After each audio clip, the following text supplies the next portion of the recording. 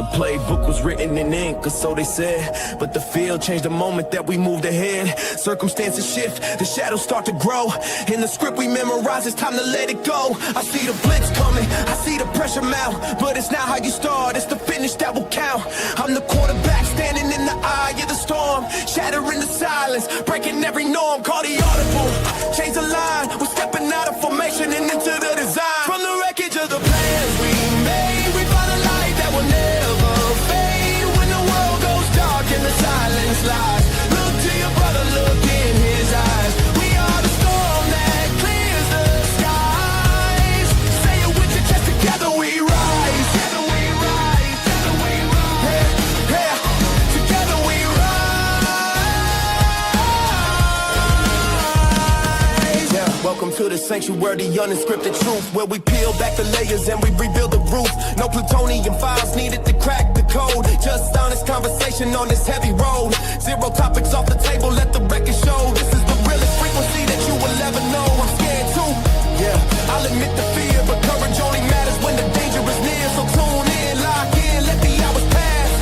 We're building something solid that is built to last. It's 6 p.m. The sun is going down, but we are the kings of this unspoken town. They want us divided, they want us apart, but they underestimated the strength of this heart. We don't need a teleprompter to tell us who to be. We just need this moment.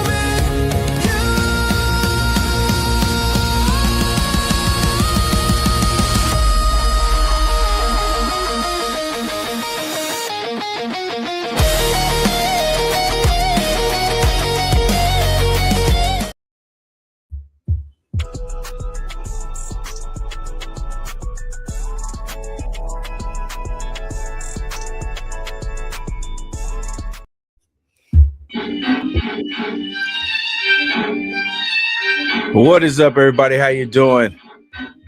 It is your boy, the Birdman from the Birdman Show. I've got Mace Valor with me. Miss D had to work tonight. Bambi, I believe, was doing family stuff. And I haven't heard from Carrie, aka Death Flight, in a while, so definitely be checking on her. But hey, we got a freaking recap to do. As you see there on the bottom of the screen, you should see it. I don't know if it's showing. Yeah, I think it showed up there. There's a poll question, so definitely check that out, respond to it, let me know what you think. But like I said, until the meantime, we've got a recap to do, but before we get there, you already know what we gotta do. It's the Birdman Show, so why don't you go ahead and do it with us? That is right. Let it fly, let it flow through you. Anyways, I don't know. I guess I was channeling my inner Jedi. Anyways, Mace, how the freak the heck are you doing? I'm good. Our timetable today allowed us to get home a little earlier than expected, and I couldn't have you doing all this alone. So here I am. Yeah, I mean, I was like preparing for it. I was like, I don't know. I was like, I know he said he was gonna have had stuff to do with the kiddos, with the homeschool field trip. It was a field trip, right? It was a field day, so he got Field day. what was it? Third place in 2 events, which was sprinting and the long jump. So it's basically all the different homeschool groups in our area kind of get together and do like little competitions of different physical fitness exercises and stuff. So yeah, it's the thing that we do every year. We do it in the spring right before like it gets really hot in the summer.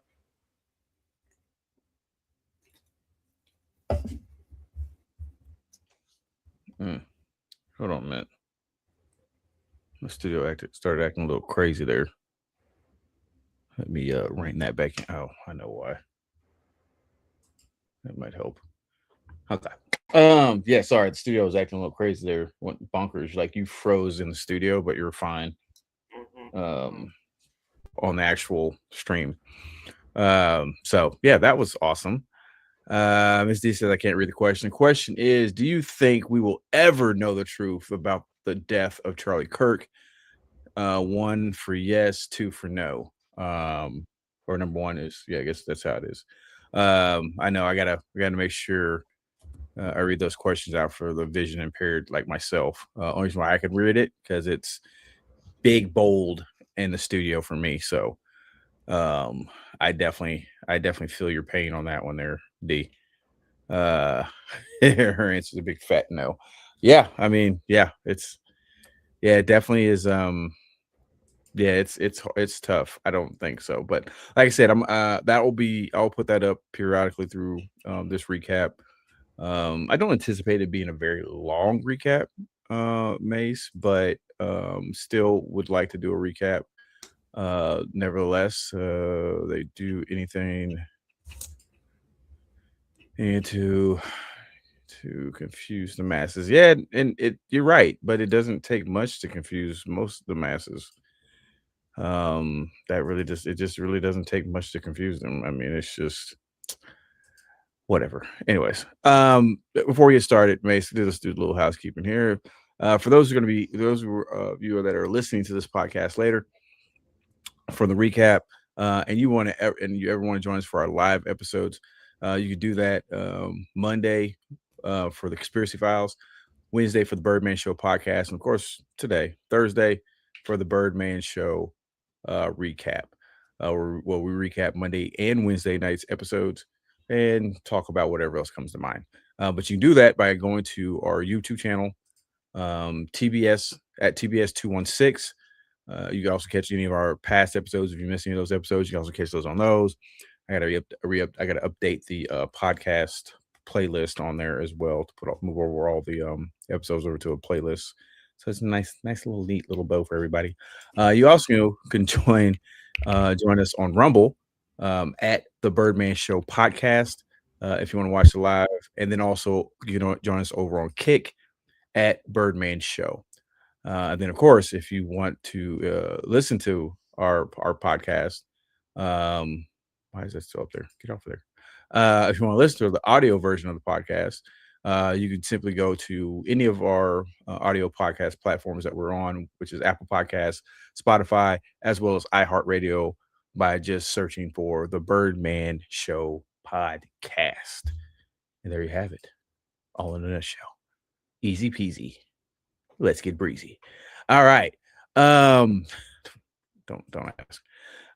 Yes, like I said, we're here to do the Birdman Show recap. First of all, how do you feel about? We'll start with Monday's episode. How do you feel about Monday's episode?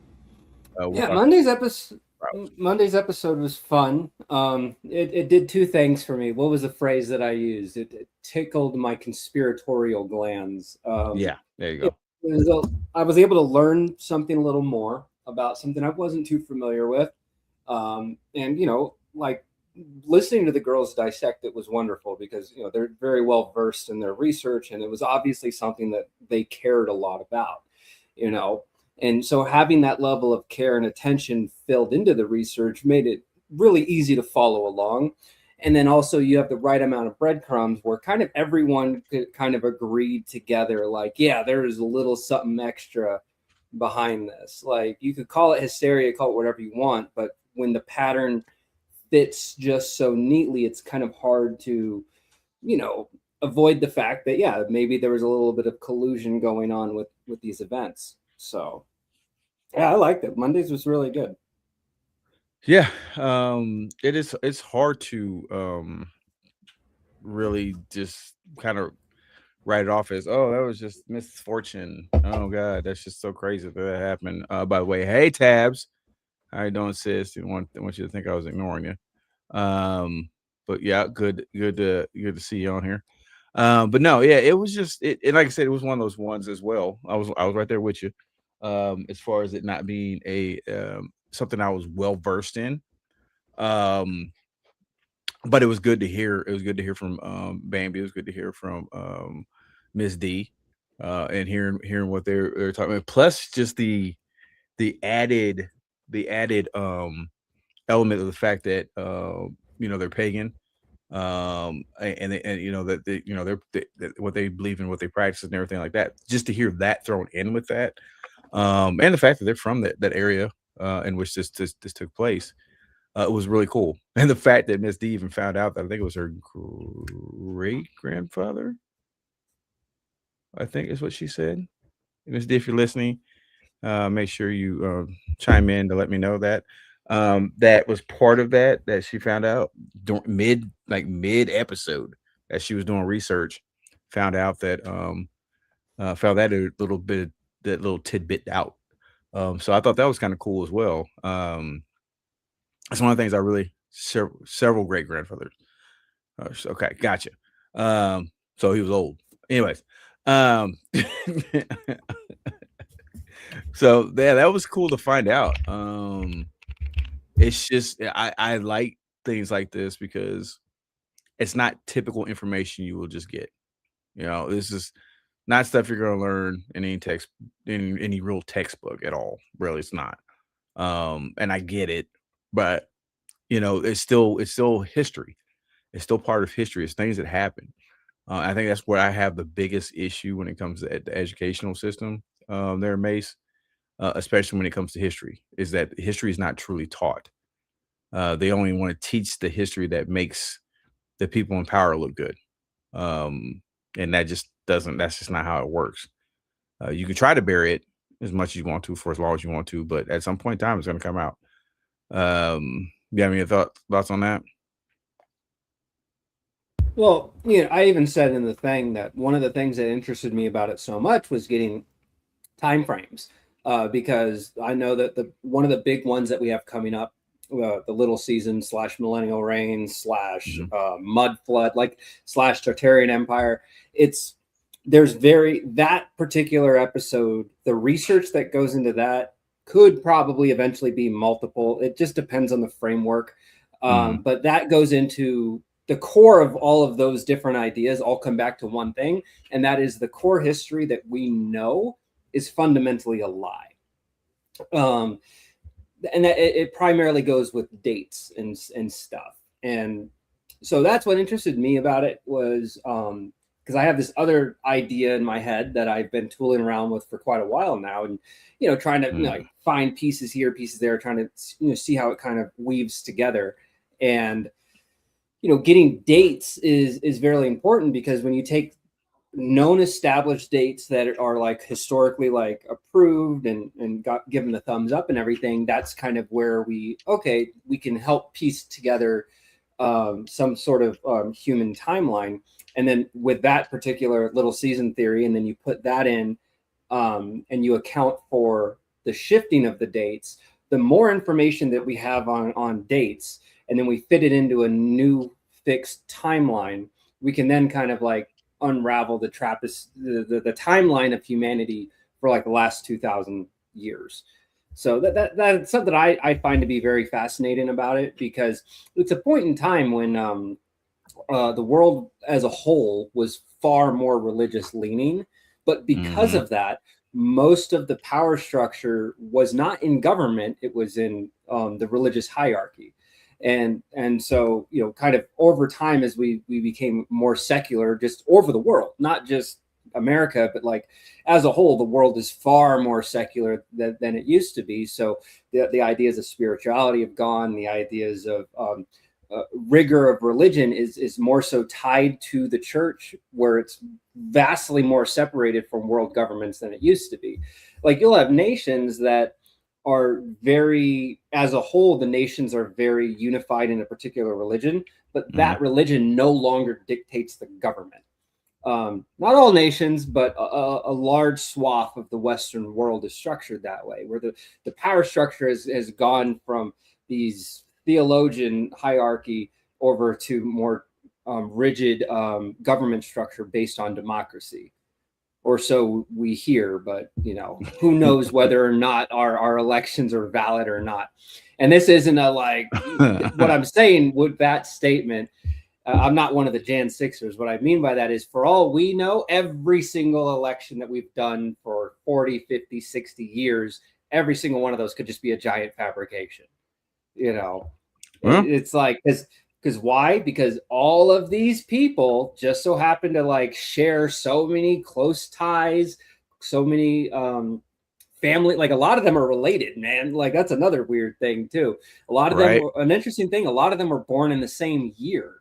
Like there's all these weird like things about our government alone. And that's one thing I've always been really interested in. Well, what are conspiracy theories for other nations? Because I know America's really big on it.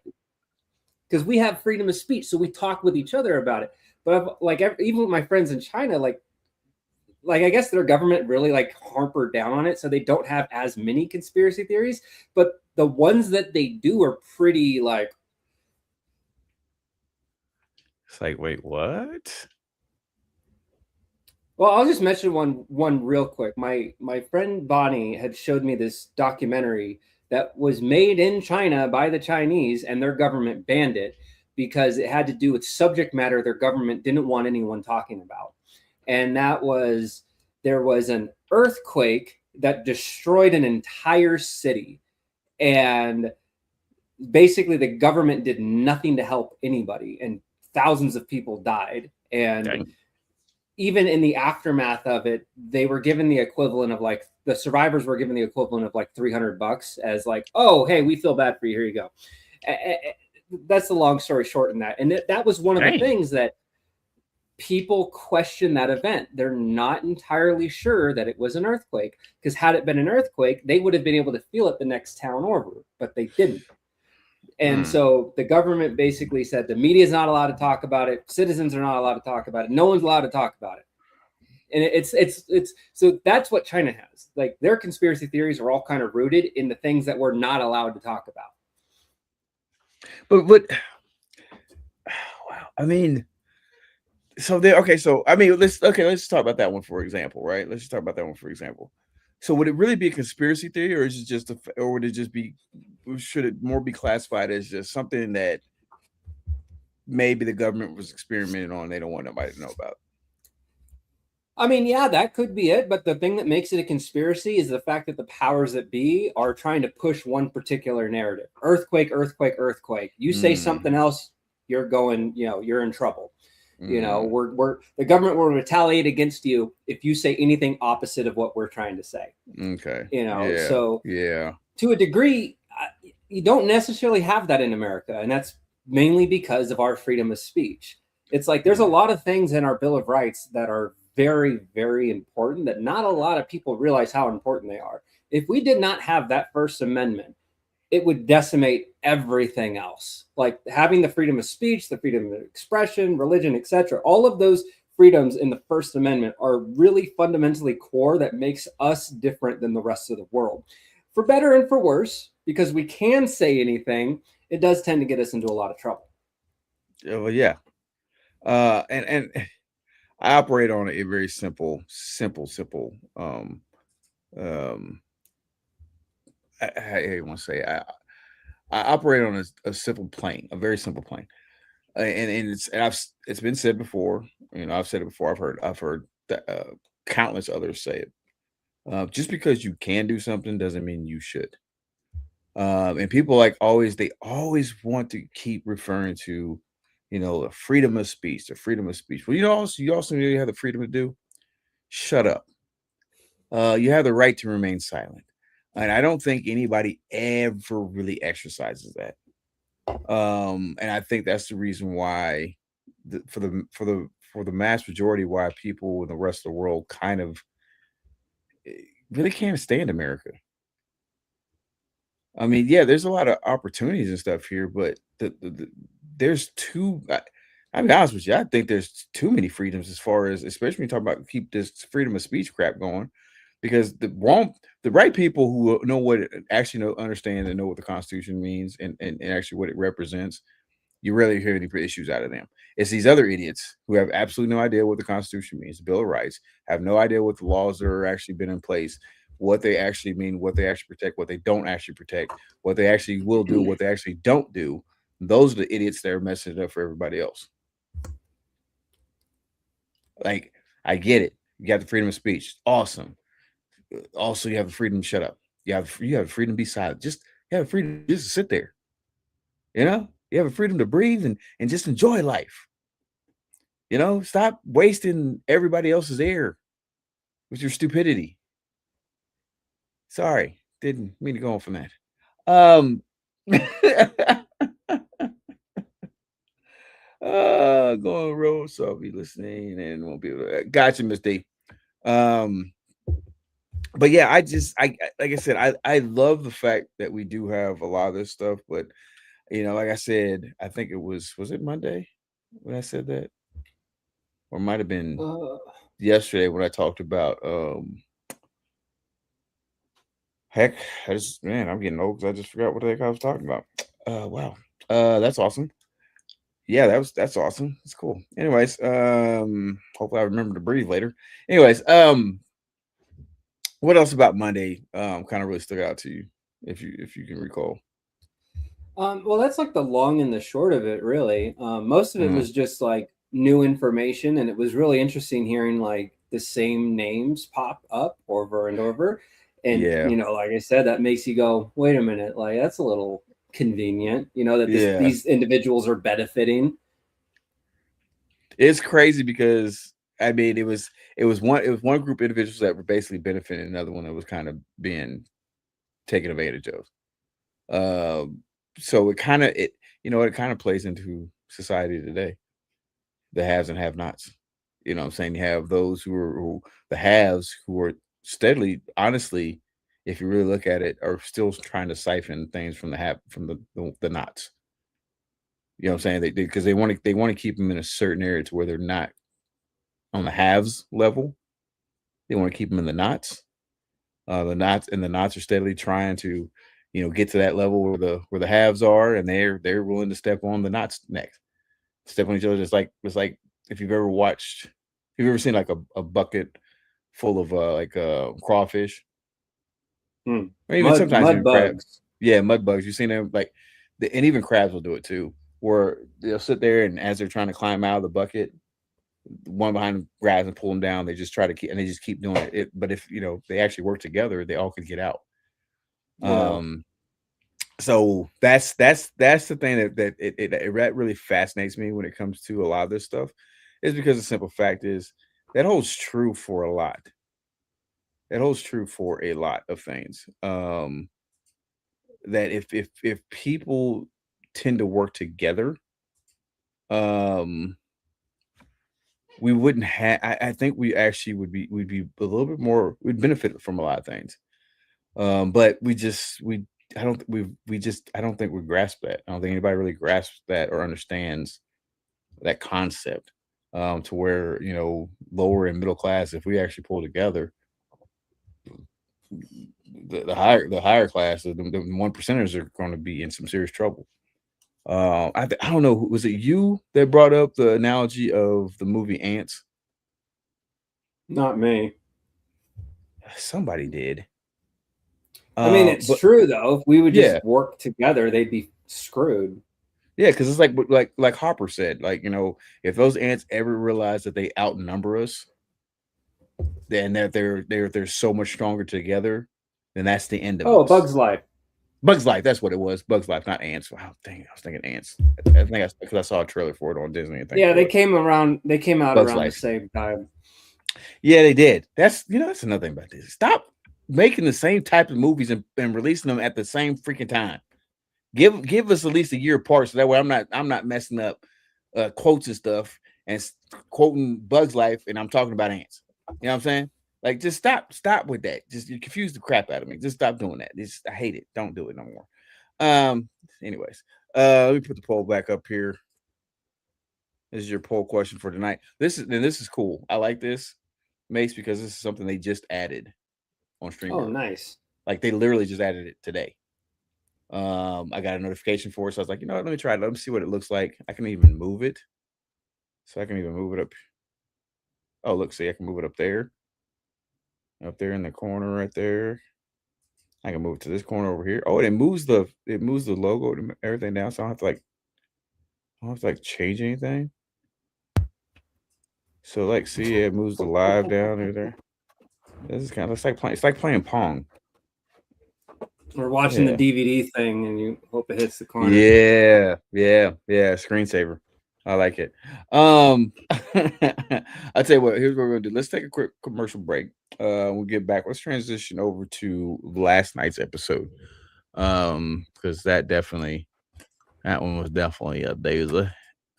So we're gonna take a real quick commercial break.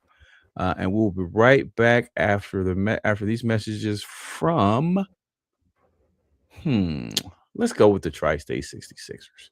So I'll be right back right after this.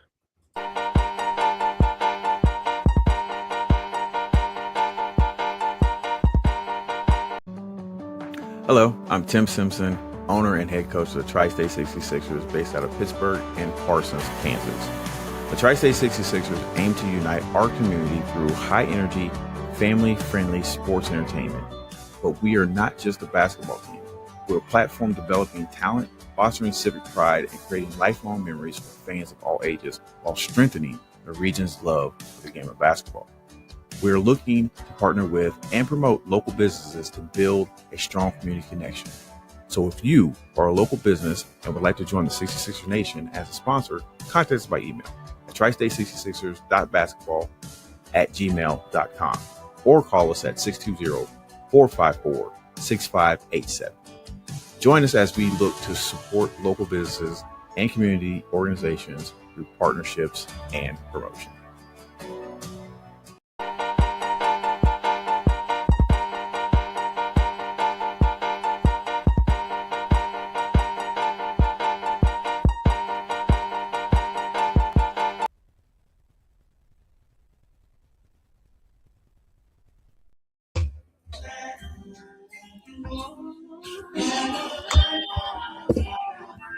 What is up, everybody? How you doing? It's your boy, the Birdman from the Birdman Show.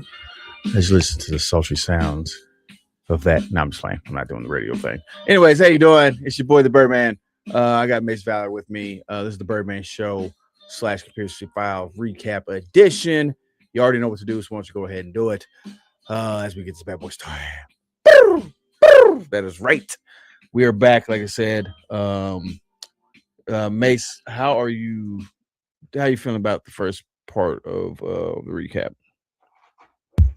Yeah, short, sweet, concise, and pretty much echoes back to things that we discussed on Monday. It's like it's one of those eras of history that, like you had said, it's not thoroughly dived into. And when we do talk about it in school, to reference that point in time, we mainly look at it as a lens to be like, oh, look how crazy those people were back then. Those religious nut jobs, weren't they crazy and barbaric? Wow, so glad we're not like that anymore. Like that feels like the ultimate takeaway from when we do learn about those things. But when you actually dive into it a bit, it kind of widens the scope. It's like, wait, this is a little bit more than just like religion nut jobs. This is people finding like a loophole in a situation for themselves to benefit. No, I totally agree. Like I said, that's what I hate about the so-called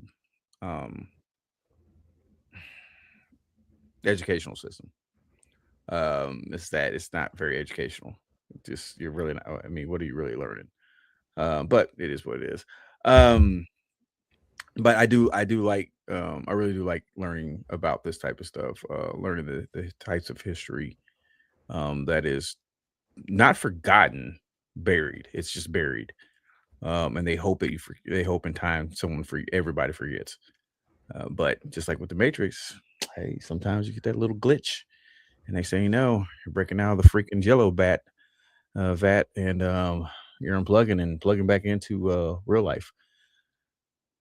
Sorry about that. I don't know why I went to a Matrix thing. Anyways, let's talk about last night's episode. Let's transition to last night's episode. Last night's episode, we did a part 2. And it was, do I still have that up here? I do have it up here. It was part 2 of Charlie Kirk's, or the Kirk Conspiracy, Murder, Misinformation, and the Making of a Myth. Now we ended up doing a part 2. I'm just going to tell you right now, that's not going to be the end of it. With the way this is going on, and as more information keeps coming out, we'll probably revisit this. We might revisit this a few times because it's really just that crazy when it comes to it. What were your overall thoughts of last night's episode there, Mace? Yeah, last night was a good continuation. It's one of those things that, like you had said, and it's been repeated several times. It's like the modern day JFK. You know, it's this is someone that many people revered. Someone like, yeah, you had the detractors, the people that didn't agree with him for one reason or another. But for the most part, Charlie was able to capture a lot of hearts and minds.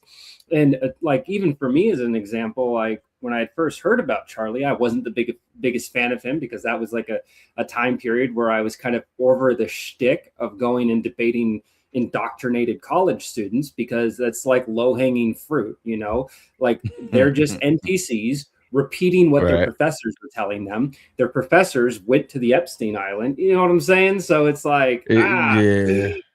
So it's low-hanging fruit. And so I was like, all right, he's just another one of these, whatever.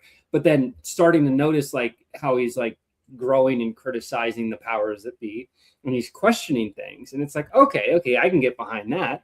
You know, it's like he's like opening the scope of what he's, you know, willing to see as being truth, and he's pursuing truth.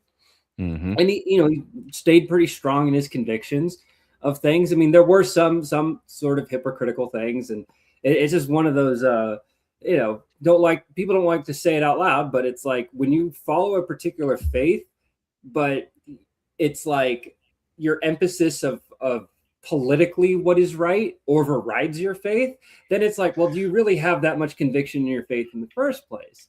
Because Charlie was one of those that kind of like basically like allows a lot of harm in the world that is done by us, but justifies it. And it's like, but according to your own faith, we shouldn't be in any wars. We should, according to your own faith, like these welfare programs that you shit on, we should be increasing them. You know what I'm saying? It's like, it just comes off as hypocritical. But aside from that fact, it was nice seeing him question things. And it felt like it was pushing him in a direction. It was like, because once you start questioning those things that just don't make sense, and then you start to open your mind like, well, wait a minute. So if they're doing, like, for example, criticizing Israel and a lot of their involvement, once you start criticizing that, it's like, well, what are the nations that we've had involvement with that Israel wanted us to have involvement with? Yeah. And then you realize like, okay, so we had issues in the Middle East because Israel had issues with the Middle East. We didn't, but they did. But technically, did they really? It's not like Israel was attacked. No. So what it was is like those were nations that were part of greater Israel, because Israel, like even on the patches of the IDF, it doesn't show the nation of Israel. It shows basically all the Middle East being the nation of Israel. And it says greater Israel in Hebrew on their patches. And so it's like, that's their official state government, their government military. And it's like, that's a little weird. And then you start to realize, wait a minute, the reason why all of those places are a big deal.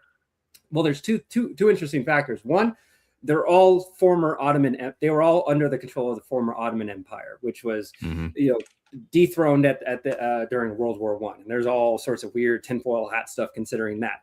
But we see that after World War I, and that created this huge displacement. And then you leading up into World War II, and then you had the Ashkenazis come from Europe and then take over Palestine, and then you have the event of the Nakba. So you take a look at like the present day problems, you look at the actual approved history of the region, and then you see at which point is our involvement there. And then you start tying it back to the Rothschilds. And then that ties it to things like the Titanic and like all the federal banking stuff, and having that centralized the banking. That it's one of those dominoes. It's like you start to question the stuff on the surface, and it naturally leads you to look at the bigger picture. And then you realize we should have had no involvement in this in the first place. The only reason why we had any involvement is because the Israeli government did a honeypot in our politicians, and they had us by the balls. Yes. And I mean, the perfect example of as to the fact that Israel's, I don't know why we're aligned with Israel at all, other than the fact that the people of the powers that be are being blackmailed. I mean, that's the growing theory.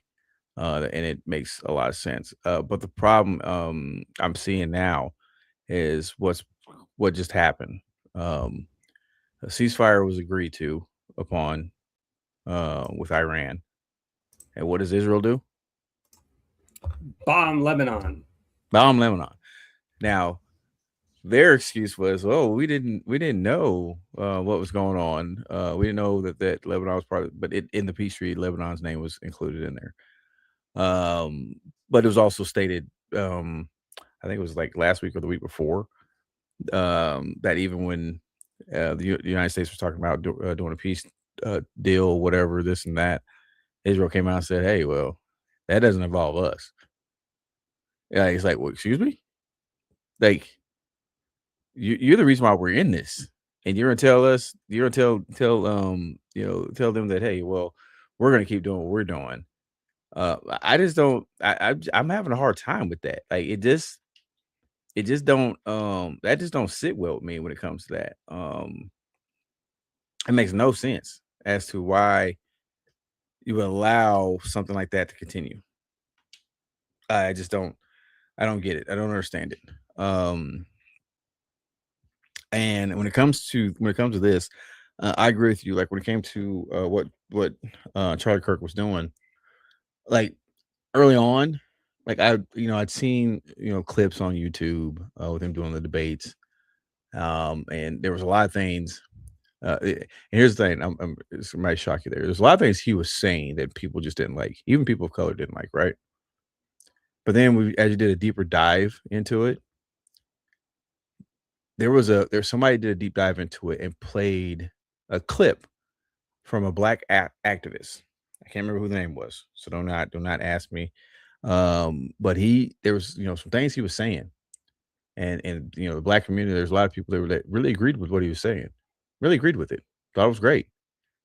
Then they played a clip that was roughly about 2 or 3 months later after that was, and Charlie Kirk said almost verbatim the exact same thing the guy said. This is where I always have a problem when people start having an uproar about somebody saying something.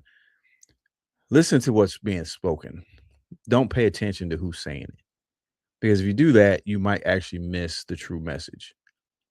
There was a lot of things that Charlie Kirk said that, because from what I could tell, Charlie, he did a very good job of studying other people.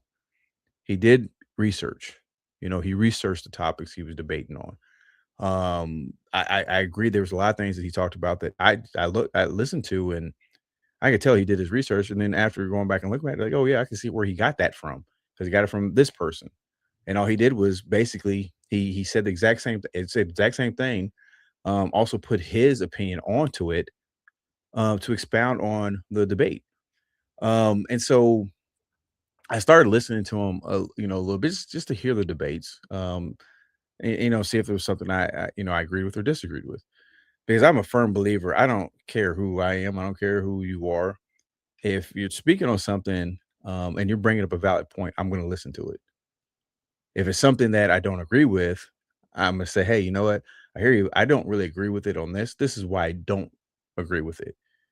You know what I'm saying? There's been plenty of times I've done that, and I've held firm in my beliefs. There's been plenty of times I've done that, and someone that they've spoken to me, and I can actually see their point.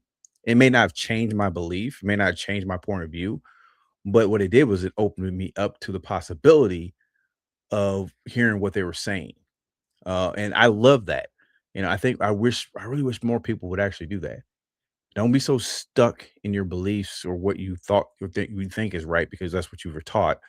But we don't tend to question the people that teach us at times, because what we're finding out, there's a lot of stuff that we've been taught by people, whether it was family members, whether it was through the educational system, that we're finding out is completely not true. I mean, heck, we thought that we were just pretty much it, that what was on this earth was it. And now we done discover there's a whole another freaking ocean underneath the ocean that is so massive that could fit all of our oceans, our three oceans. It could fit all three of those times three in it. Now, I don't know about you, Mace. I don't like What is that? the water in Hold on. general. I don't like the water in general. But to discover that there's another ocean underneath the ocean that is even bigger than what we have up here opens up the whole possibility of, if that's the case, what the heck is in that? So that all those people talk about, well, the megalodon is not real, or all this other stuff. There's no way that stuff could be possible. You might want to start rethinking that, because if there's an ocean that big, that means a lot of those animals, those prehistoric animals that were aquatic, might have went somewhere else. They might have went to that ocean. My head's starting to hurt thinking about that, bro. Oh Lord Jesus. Oh my God. What are your thoughts? Well, it's funny that you say that, the ocean thing. As soon as you said it, I was like, okay. So because this is something that I've heard before. Like so here's the thing. The reason why I feel really confident when I say a lot of like the really nut job things that I say is because you got to remember, before I went down this conspiratorial route, the only conspiracy I ever paid any mind to was JFK and the MK Ultra stuff. But anything aside from that, I was like, it's wacko nut job stuff. Then the Luigi thing happened and kind of opened my eyes, and here we are today, right? Praise God. like that's like the conclusion I've come to. So we all make sense of the reality in our own ways. And so the ocean thing I heard of before. Like, I follow a lot of science stuff, and stuff about astronomy, stuff about the Earth. So I've heard like, oh yeah, deep below the crust, there's massive oceans, like in certain pockets of the world. And it's like, going in line with like certain whatevers. And then there's also the ground, the well water that you get and all this stuff. So like, it makes sense, right? So I'm going to just pop something up. When you describe the conspiracy of it, though, this is what I think. I'm going to share this. So this is the ancient Hebrew depiction of the earth. And the reason why I'm just choosing this, it's just the easiest depiction.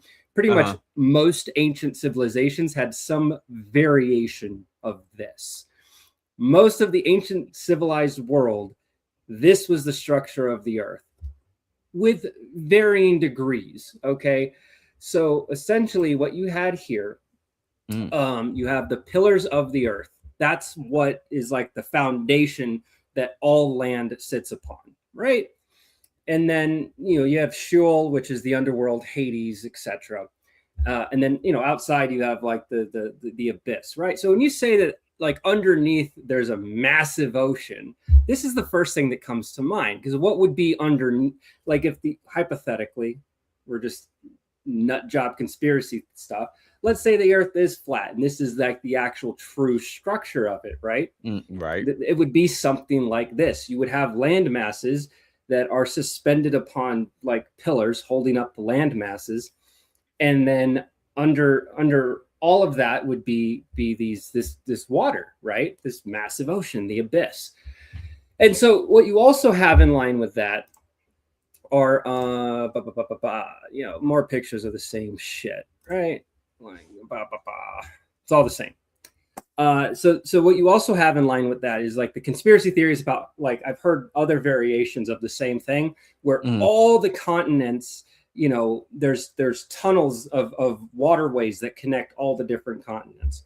And this goes into even more wacko stuff, ones that I don't really touch on a whole lot, but that has to do with things like mermaids and sirens, about how they can be seen in particular areas. And that particular line of logic goes through, well, these underwater entities, they live in this subsurface ocean, but the reason why they're sighted at hot spots, like there's certain regions of the world where they're most often seen from or heard from, or that's where the rumors come from, is because those are entrance points into these underwater cavities and tunnels and whatnot.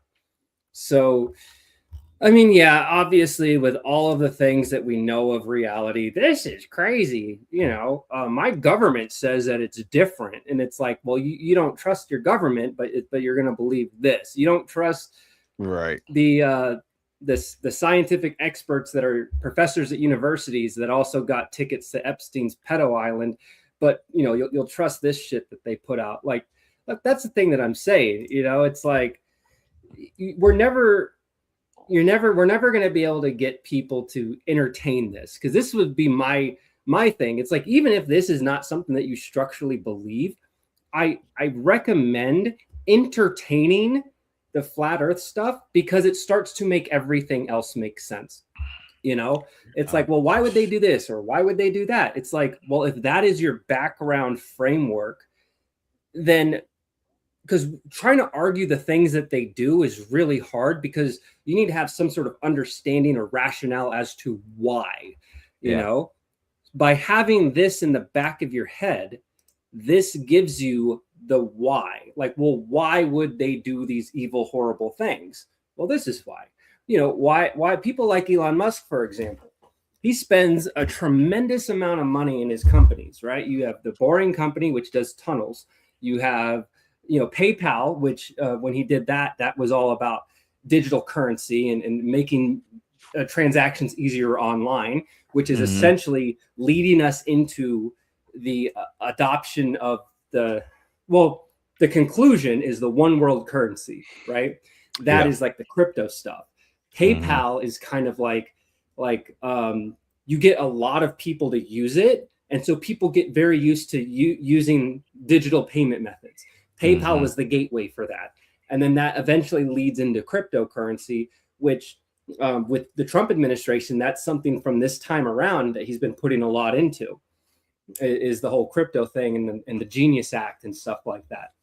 And all right, so then you have like the whole space travel thing. Well, you know, with SpaceX, he gets government contracts, you know, from the government. It's like, so once again, the government is subsidizing all this. With the Boring Company, he makes contracts with cities and stuff. And these cities in these states, they then siphon a bunch of money to the Boring Company. Out here in Las Vegas, though, like, what have we seen from it? We've seen one thing. It's underneath the convention center. There's this, it's like a loop that these Teslas drive through, and it's like to people that are like, oh, cool technology, but then when you actually sit and you think about it, it's a one-way track. It's a tunnel that's a one-way track. You can't turn or anything in it. You don't even get to drive in it. It's someone else drives, or they have auto drivers now, like self-driving. So you just get into this Tesla and it drives you from one point to another underground. That's all that it does. But aside from that, we've continued. It reminds me of California's their high-speed rail that they've been working on for 20 plus years, and they've put billions of dollars into it, and hardly anything's even been constructed on it. And the Boring Company operates the same way. Out here in Vegas, we're spending tons of money giving it to Elon Musk, but where's all the tunnels after all these years? You said that you could do it for a fraction of the price at a fraction of the time scale, but we just have this one tunnel to go for it. And he's constantly like, oh, we could do this, we could do this. Elon's notorious. Like, even the tinfoil stuff aside, he's notorious for over-promising and under-delivering, and constantly basically putting his foot in his mouth of like, oh, well, like the Tesla Roadster, where's that at? That's still not a fucking thing yet. But he talked about it like 5 years ago. Same thing with the semi-truck. And when he first announced it, it's like, oh yeah, this will be ready with like a year and a half. And like, here we are 5-6 years later, where's the truck? And of the trucks that they've tested, there's channels that kind of go into the deep dives of that. But like, so this is a guy that is clearly, when you zoom out, like, you have the one thing that he's quote unquote built, which is just a company that he bought, and then he's like acting like I'm the head of, but it's not. You didn't come up with the Tesla vehicle, okay? You didn't come up with these rockets. These are all industries that you bought into. And then you had the right connections because of your already established wealth. This goes back to, you could probably do an entire episode on the PayPal mafia. I mean, we're talking Peter Thiel. You know, we were talking. There's a lot of people in positions of power with like artificial intelligence and banking, crypto stuff like that all originated from PayPal, and they're all in these interesting industries that use that are basically trying to get the government to do whatever will make those industries and those companies super profitable. And that's the thing. It's like, that's where like the PayPal one's really interesting in seeing the push of where we go, like moving forward. Like, let's hypothetically take a moment, because there's a lot of people out there that have this idea that like we're facing the end of days, and they want to use like, you know, the whole book of Revelations. Like, you want to map out like, okay, so in order for the mark, right, whatever the mark might be, there's certain things that have to be established, right? There's certain world events that have to take place, certain conflicts, certain chaos, certain wars, and it will eventually lead into one world government, one world currency, one world religion, all this stuff, right?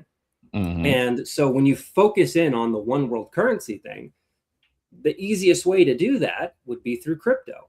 And with that being something digital, if everyone just had cryptocurrency as their methodology, and the government was, and our government is becoming very deeply tied in through the Genius Act, where they do want to replace USD with crypto. At any moment, if you say something the government doesn't like, or you have a thought or whatever, they could turn off your ability to buy and sell at any time. Because if everything's done through crypto and they turn off your ability to use crypto, no one uses cash anymore, you're kind of screwed. You know, and like that's, you know, it doesn't, whether or not it's like, oh, this is biblical end of time stuff. Okay, fine. Don't look at it from that perspective. If you don't believe that stuff, that's perfectly fine. But look at the writing on the wall.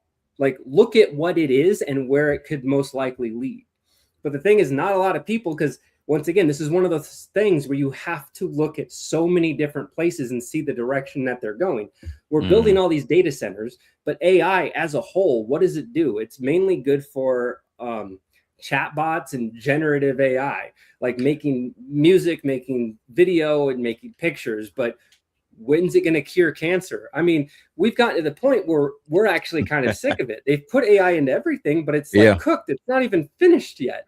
Yeah. So it's not even, the technology isn't even that great, but they're still trying to build all these data centers and stuff. Then you have all these AI CEOs that it's like our entire GDP is reliant on 7 companies that are all AI companies that are holding up the US economy and by extension the world economy. So all the nations of the world keep funneling money into this thing that's going absolutely nowhere. And we're building all these data centers, and it's like, you take enough time, you put the pieces together. Who operates these data centers? Who's in conjunction with it? Well, the US government's hiring Oracle to do that, an Israeli company to oversee the data centers in America. I mean, it just gets worse and worse and worse and worse from there. Anyway, I went way off. Anyway, you know me. No, you didn't. Well, first, Miss D, I'm gonna get okay. Well, Miss D had asked a question. I was gonna have you respond to it. I'll just say it real quick because she can see it later if she wants. She's going to work. So she had asked a question. You mentioned Luigi, the Luigi thing before. Can you please explain what that is? Because I have no idea. Okay. Luigi Mangione allegedly killed Brian Thompson, the CEO of United Healthcare. United Healthcare had like a 36% denial rate that was used through one of their integrated AI systems that would basically automatically decline health insurance. Health insurance in America has been a really big problem, and there's a lot of different reasons why it's a big problem. Mainly because it's used and abused quite regularly. And yes, our government spends a lot of money on healthcare, but it's not because intrinsically it's expensive to take care of people, because we've seen other countries that are considered socialized countries. I mean, hell, you look at China. To get a level of care in China is far cheaper out of pocket than it is to the US. And and we've even seen this. If you pay your medical bills out of pocket, it's shockingly tremendously cheaper than going through the insurance companies.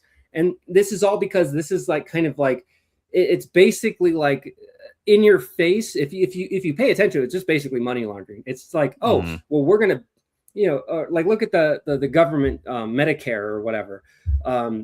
they abuse the hell out of that. It's like, oh, the government's going to pay for it. All right, well, let's rack up the bill as high as we can, like unjustly. That's why it's really strange. Like, why should I have to pay more if I have insurance? Like, why is my bill so much more? It doesn't make sense. Anyway, so Luigi Mangione allegedly killed Bryan Cranston on December 4th, 2004. And the media was all over it. It was a massive manhunt looking for this guy because one of the elite was killed in broad daylight right outside of like some sort of convention or thing that he was going to. It was like 6 or 7 in the morning in New York in Midtown. So then Luigi like took off, and it was like 3-4 days later they found him. There's another side note with the Luigi stuff. If people kind of looked at the symbolism on his Twitter page, and there's some interesting symbolism for like, especially lining up the location where he was found. He was found at a McDonald's. Fun fact, there was a reward that they put out for this guy's capture. And the McDonald's employee that saw Luigi and called it into the police to have him arrested didn't get his reward. Why? Well, because he didn't call the official hotline. He called the police. So therefore, he's not allowed to get the reward or whatever.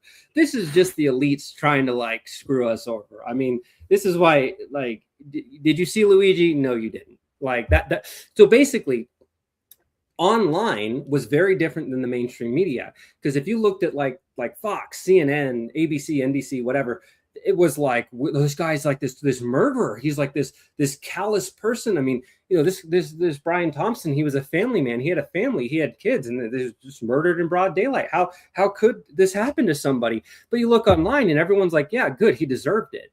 You know, because what Brian Thompson did was murder as well. But because it's behind massive amounts of bureaucracy, it's not considered murder. It's like, oh, well, just by denying someone's healthcare, sure, it led to their death, but that's just business, you know, like, yeah, you know, it's like when you look at the morality of it, it doesn't make it doesn't check out. So that's why public opinion was very heavily swayed in Luigi Mangione's favor. The reason why it was such a big deal to me is because they caught, like, you saw the reaction. Like I paid attention to it in the news, and the media was so heavy on this guy. And then they finally caught him. And it was another one of those things where don't look too closely at this. Don't look too closely at this. And they started like, and then they did like a perp walk. And then at the time, Adams, the mayor of New York, who he's corrupt as all fuck. Oh, God. He's really, really corrupt. But he did a perp walk when he came into town because that's where they were holding him. And that's where the New York State was trying him and all this stuff. And so he's... Luigi's had a ton of support from the community because, yeah, objectively, we can agree what he allegedly did is bad. It is not something that we morally want to support, but we understand. It's really hard to feel bad for the Brian Thompsons of the world when there's so many tens of thousands, hundreds of thousands of people that suffer because of the actions of people like Brian Thompson, which is why they didn't get a ton of sympathy. So that was, for me, witnessing the Luigi event, the public reaction, the media's reaction, the media downplaying it, and like you even had like, it was other people that were well connected, like people in positions of authority. I think it was like the Attorney General for New York or whatever was went on this press conference, and she was like really upset that anyone would feel like the way that the internet felt about this, and like she was so offended. And it's like, how can you like not like at least entertain the idea that, yeah, I can kind of see from a perspective why people might feel this way. But no, it was one of those things where very directly to our face, how dare any of you come after the elite? And you know, people saw through that, you know. Well, it's really not difficult to start seeing through it when you really start to pay attention, because I think for me that's like a lot of the reason why there is so many issues is that, let's be honest, people don't really pay attention, and then given the fact that the elites control majority of the media, so therefore they can bury some stories. I mean, look at it this way, Mace. What is the last true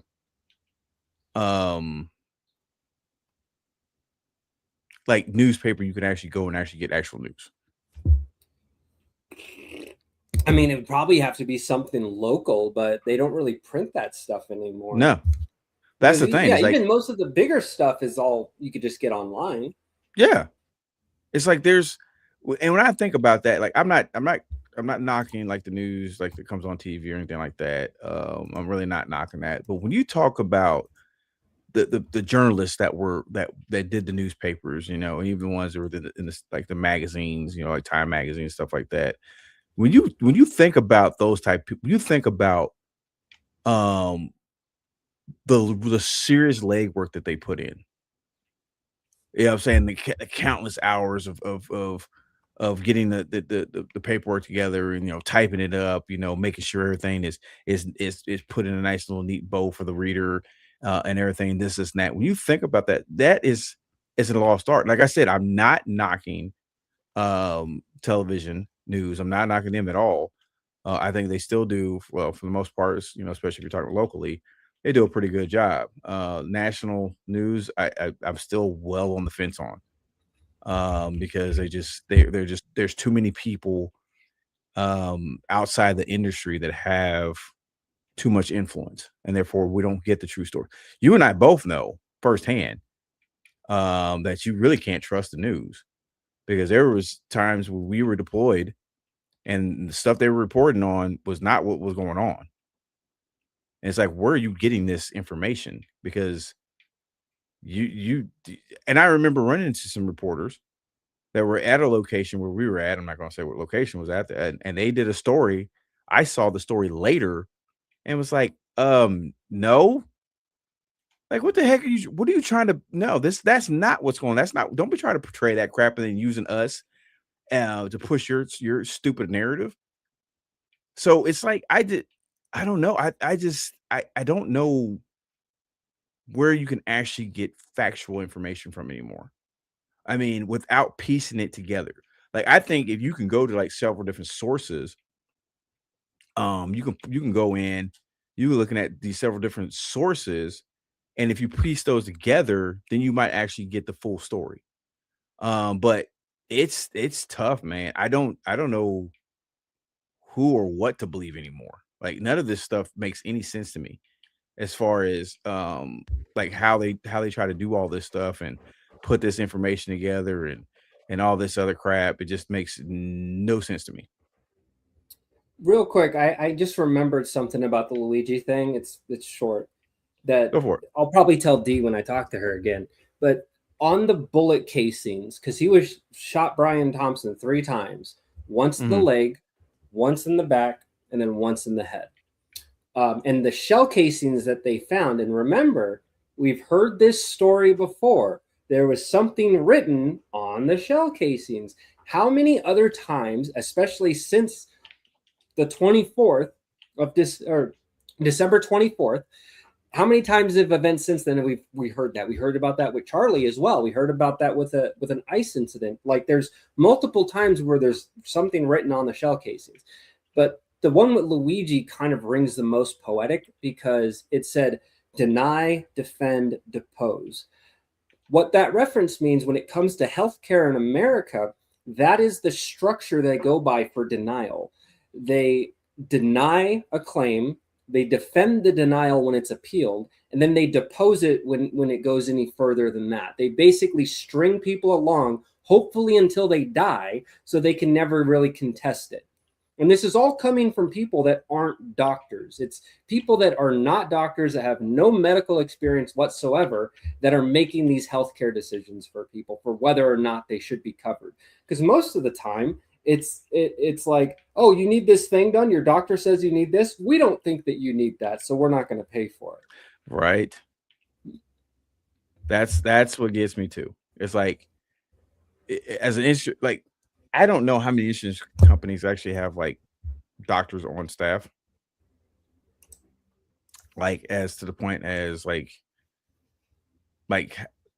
to where they are actually reviewing the medical records. You know what I'm saying? It's not like it's one of those where, they have, X amount of people come in and they're the ones that are really reviewing everything. Because it's like with me dealing with going through getting my SSDI, and I've got somebody who's like looking at my stuff, but it's like, how are you going to tell me? How are you going to tell me what my? Okay, I'll give you another perfect example. Okay, so like with my VA, I got dropped from 100% to 90%, right? And I was trying to figure out how was that possible? How did I get dropped from, from 100% to 90%? Like, because I'm 100% service connected. Like, I don't get how, you're going to sit there and tell me that, I no longer or I'm not that I don't know qualify, but I got dropped down, especially since I went through 6 months. Actually, the process was 2.5 years before I got out of the military. The process was 2.5 years before I got out of the military.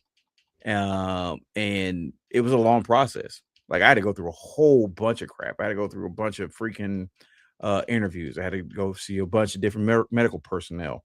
I had to go through a whole gauntlet of medical personnel before I got completely before they said, hey, okay, we're medically discharging you, you're gonna be medically retired from the military, you're good to go. You know what I'm saying? And then to find out that they dropped me from 100% to 90%, and I never had one conversation with anybody. I never received a letter. I never received a phone call. They never set up appointments. Said, "Hey, we want to come in. We're going to evaluate, your case." I never got anything. Someone somewhere sitting at a desk decided that, we're going to go ahead and drop him down with no explanation as to why. Because you're not required to. You don't have to go. That's one thing people don't know. Once you get your rating, you're not required to go to appointments. Like, you don't have to set up appointments. You don't have to go like to regular appointments, checkups, and stuff like that. You don't have to do any of that stuff. None of that stuff is required for you to keep your rating. But I mean, I've been going to behavioral health ever since I got out. Actually, since before I got out. And I see a behavioral health therapist. I go, I do my doctor visits, I do my checkups, I do all that stuff. I still do all that stuff. And even despite all that, someone still decided that it was okay for me to be dropped down. And it's like, how do you make that decision? Who made that decision? Why is it that I was not informed that decision was going to be made? Like, that was one of those things. That's what really upset me. But then what also would upset me about it is the fact that you might think that 10% is not that much. But when you convert that over to what the pay for it is, that hurt financially. It hurts financially. That means, that means that's extra, like an extra $800 some dollars I have to try to figure out each month how to make sure, my family's taken care of. I think it's about 800. It might be about 900. But I got to figure that crap out. It's considerable. Like, going from 90% to 100 is a pretty big jump. It's also, with VA math, very difficult. So, like, for example, just because I know people watching have no idea. Yeah. So the way that VA does percentages is it's like it's I don't want to use the word increasing because it's the wrong word, but think of it like this. Let's say you get a disability that's for 80%, and then you get another disability that's for 20%. You would think that adds up to 100. No. They take 80%, and then that 20% is 20% of the remaining 20%.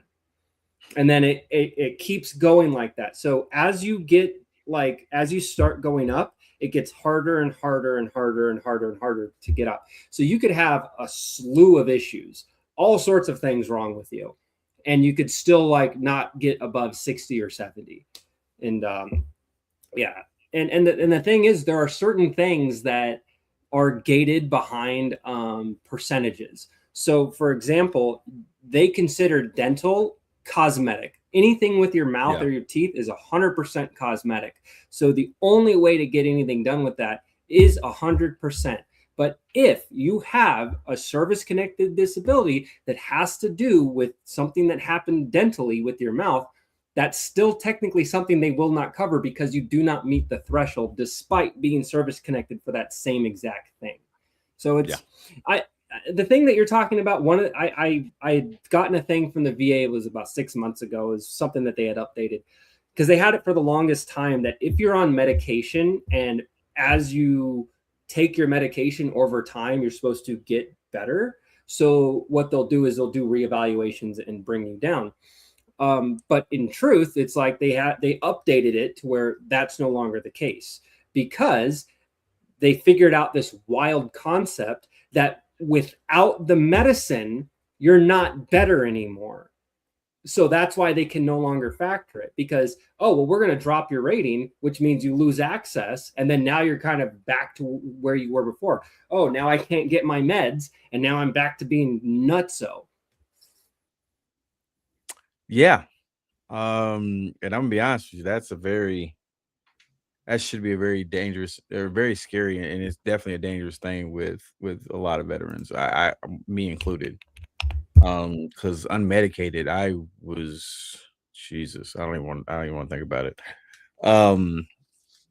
It was bad. Let's put it that way. It was not good. So I'm one of those ones that I'll definitely advocate for the fact, even if it's just for myself, but I'll advocate for anyone that's not something that you should do.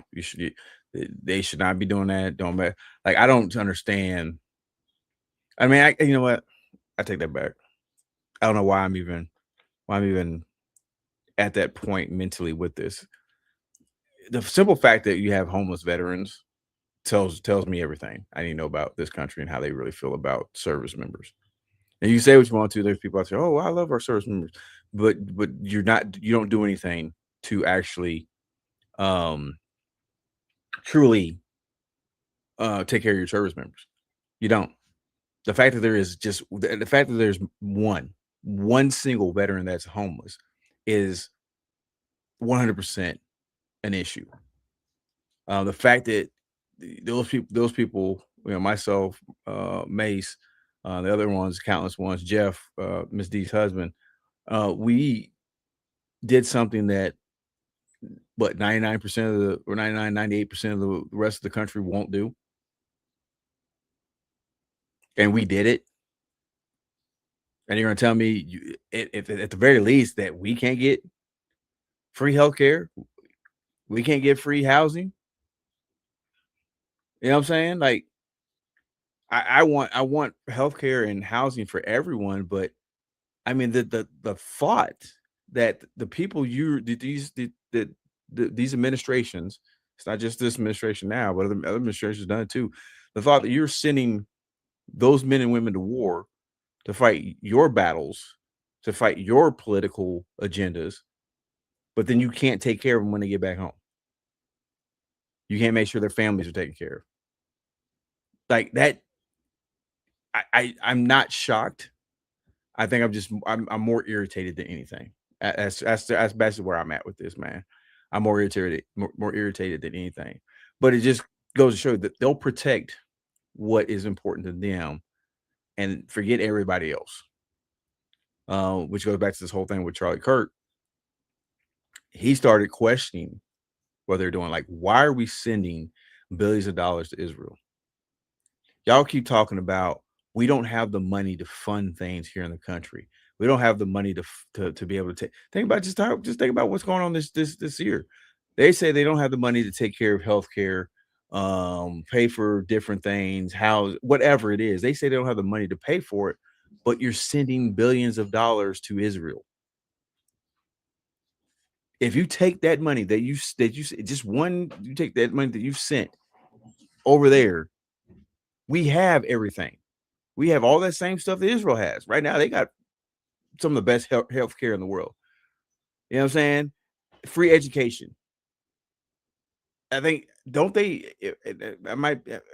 I heard it somewhere, but don't they have it to where, like, if the children that are born there, they start off with a freaking certain amount of money themselves? Like, I thought the government maybe like gave something towards them or something. I don't remember. I heard it somewhere, but I didn't catch it because it was one of those things. I was working on something, listening to something else, and that was something that popped up. I'm like I said, don't quote me on it, because I'm not 100% sure. I don't know. It's whatever. But the fact is, we're sending billions of dollars elsewhere, and we're not taking care of the people here in our country. You can't tell me America first when there's nothing you've done that has even remotely come to America first. You know what? I think what it is, Monty, I think what it is, it's America first out the door. You know, this is something interesting that when the second time around, when they had Doge come in and they got rid of all the USAID stuff, the only country receiving USAID that they didn't get rid of is Israel. And also, Israel is the highest component, the highest receiver of USAID historically. It's like, isn't that a little weird? You know, what do they see receiving aid for? Let's see, they're receiving aid. Well, let's see, military aid packages. And so part of that aid also covers like munitions contracts and stuff, like with weapons and stuff like that. But like it's also for like healthcare and stuff. And at the end of the day, a lot of this stuff, like it could be for anything, because once the government receives it, they just take that money and they could parcel it out however. So from that same note, we could also be the ones putting money into the fund that is helping their settler program, like expanding off into the West Bank and stuff.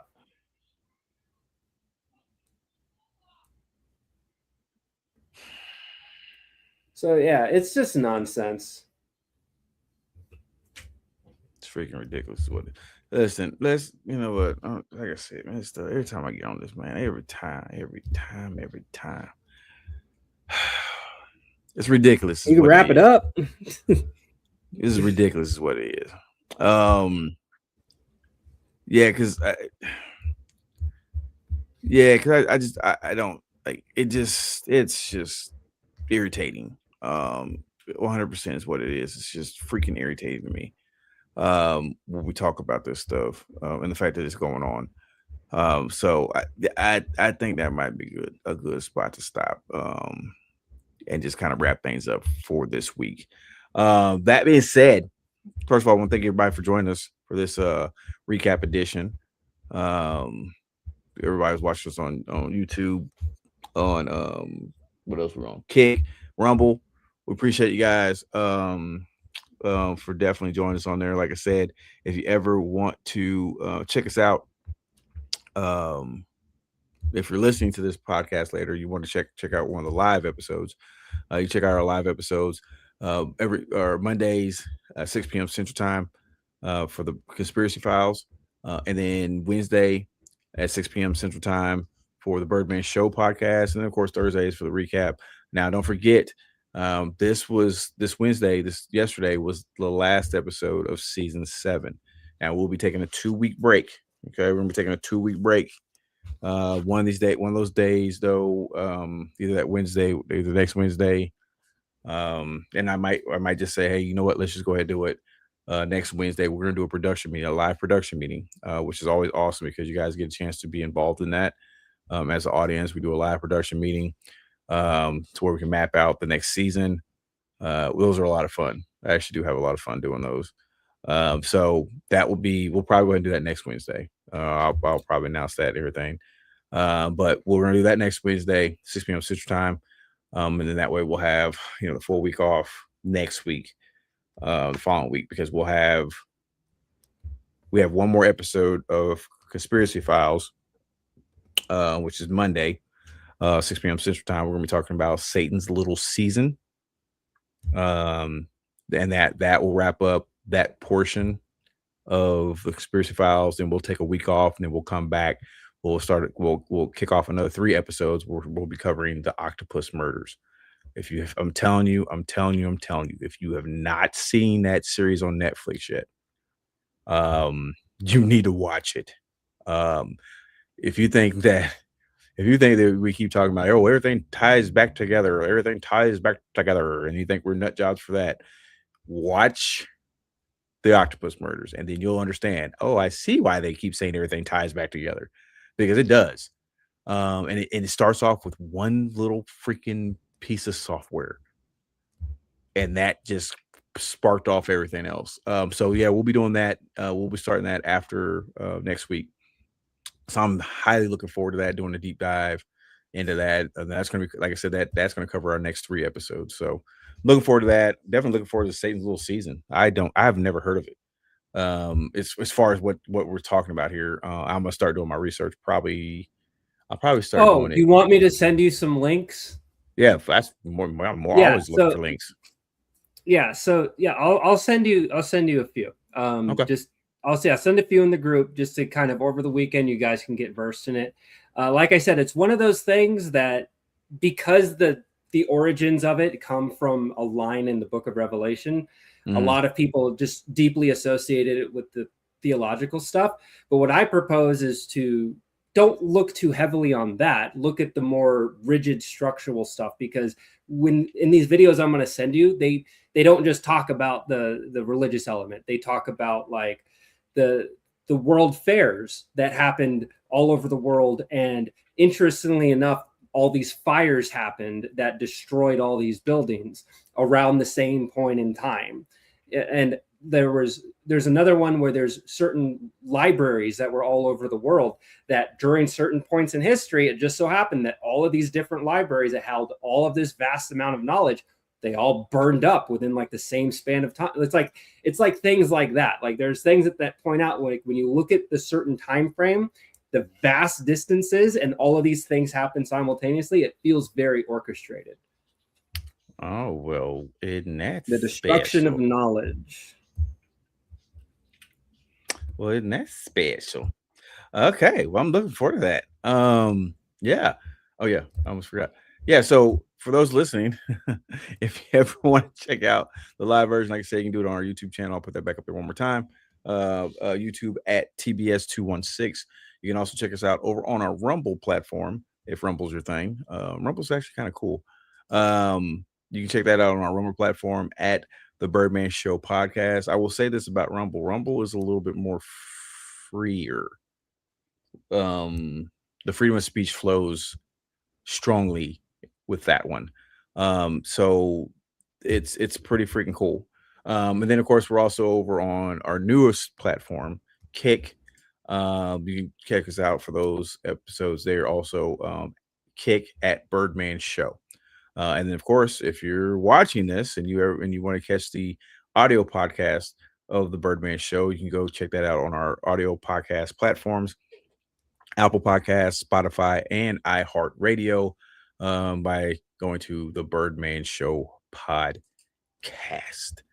Yeah, this was fun. It's gonna be an early night, so I'll take it. I'm not upset about that at all. I will put the poll question back up one more time. I forgot to put that back up.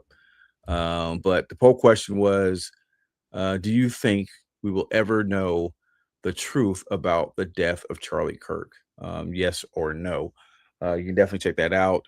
Let us know if you're watching this or if you're listening to this later. Put in the comments what you think. So we definitely appreciate it. Yeah, Mace, you have anything else you want to tell the good people before we get up out to here? No, I'm just glad I was able to make it, and we were able to kind of go down the gambit one more time this week. Yeah, I enjoyed it. Yes, it was definitely good. Like I said, I wasn't for sure if I was gonna have anybody in here, so I was kind of prepared to do this by myself. It was gonna be a lot shorter. But hey, we still went. I mean, we were under an hour and a half, so I mean, still, I mean, I'll take it. I'll definitely take it. So yeah, there you go. So yeah, I don't have anything else. I really appreciate everybody for joining us for this episode of the Birdman Show. We really appreciate you guys checking us out and chilling with us for this recap. What? What the hell did you do? She decided that it plastic bag over her head and run through the kitchen. I did. Just stuff. Anyways, we want to thank you guys for joining us for this episode of the Birdman Show recap. We'll see you guys Monday for the Conspiracy Files edition. Like I said, we'll probably go ahead and do the production meeting Wednesday, and then we'll be taking maybe I'll see about the recap because I don't know if we have something going on. We may not do a recap for that one, or maybe we'll mix the recap in with the production meeting, knock the production meeting out, and then do the recap, or do the recap and then do the production meeting. We'll figure that out. But yes, anyways, thank you guys so very much. We'll see you guys Monday for sure for Conspiracy Files, and we dive into Satan's little season. As Nighty by Nature gets us out of here, we thank you guys so very much. We'll see you guys later. Go ahead and do it with us one time for the one time as we get up out of here. Birdman Show out.